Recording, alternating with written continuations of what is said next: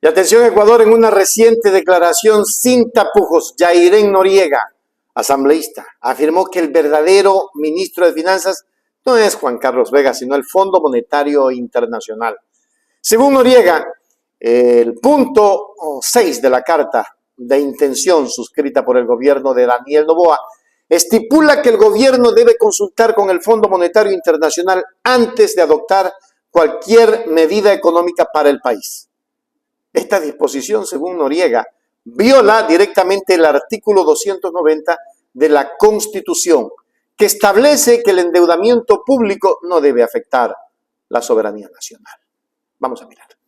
Nos damos cuenta que el ministro en este momento no está siendo el señor Vega, sino está siendo el Fondo Monetario Internacional. Porque es decir, no puede tomar las decisiones sino sin la veña, sin la veña del Fondo Monetario Internacional. Lo que nos están diciendo, y esto no lo digo yo, está claramente en el acuerdo, el punto número 6 de la carta de intención, dice consultará. Este no es un verbo cualquiera. Nos están diciendo que las políticas económicas que aplique el gobierno de Daniel Noboa tendrán que ser consultadas a un tercero.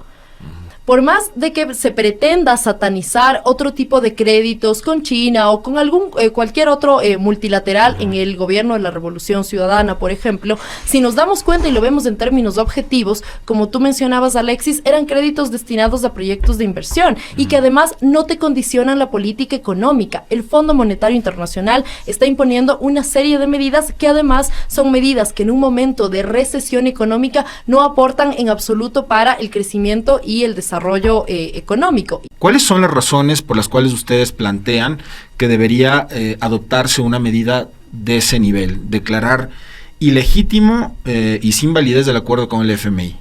Bueno, Alexis, hay razones de forma y de fondo. Recordemos que, de hecho, lo conversamos con ustedes hace algunos meses. El acuerdo con el Fondo Monetario Internacional, de acuerdo con la Constitución, al ser un tratado internacional, estaba inscrito en el 419.5 de la Constitución, que es sumamente clara. Lo que nos dice el 419.5 de la Constitución es que todo tratado internacional que condicione la política económica de nuestro país tendrá que pasar por un proceso previo de aprobación en la Asamblea Nacional. Este es el paso, que no es menor, que se saltó el Ejecutivo, que se saltó el Ministro de Finanzas, que se saltó el Presidente de la República y que lo aprobaron de forma, únicamente una discusión, una negociación entre el Ejecutivo y el Fondo Monetario Internacional y se puso en firme sin haber pasado por aprobación previa de la Asamblea Nacional. De hecho, el éxito del Fondo Monetario Internacional es que tiene todo un velo de opacidad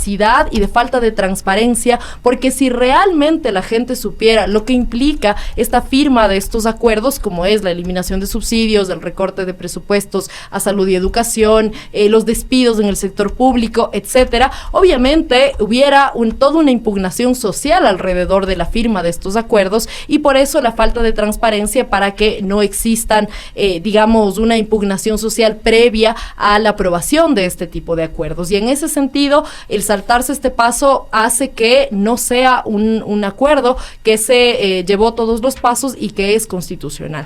Y en ese sentido, el asalto a la embajada constituye un hecho no solamente bochornoso a nivel internacional, sino que además sienta un precedente nefasto del país a nivel internacional. ¿Cómo se puede hablar de que a nivel internacional la inversión extranjera, por ejemplo, tenga confianza en nuestro país si desde la presidencia de la República se violentan normas internacionales que solamente en las dictaduras se ha violentado de esa forma? Y en ese sentido, desde la bancada de la Revolución Ciudadana, junto con nuestra compañera Yajaira Urresta, quien creo está haciendo un gran trabajo como interpelante de este juicio político, ella está colocando todas las pruebas alrededor de este enjuiciamiento y esperamos que en el Pleno de la Asamblea Nacional existan los votos para censurar a una ministra que ha dejado el nombre del país por los suelos y ha desvirtuado la confianza que podrían tener a nivel internacional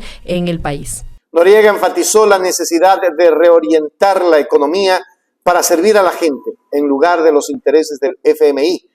Argumentó que es fundamental que el país retome el control de sus decisiones económicas y se libere de las imposiciones extranjeras que a su juicio socavan la soberanía y el bienestar de los ciudadanos.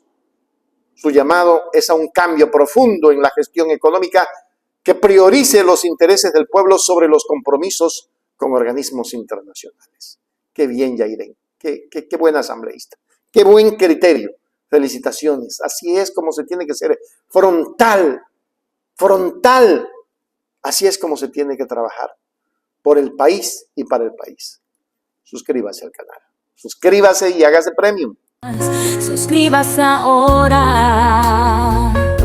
a Hechos Ecuador, un canal para la gente que busca informar.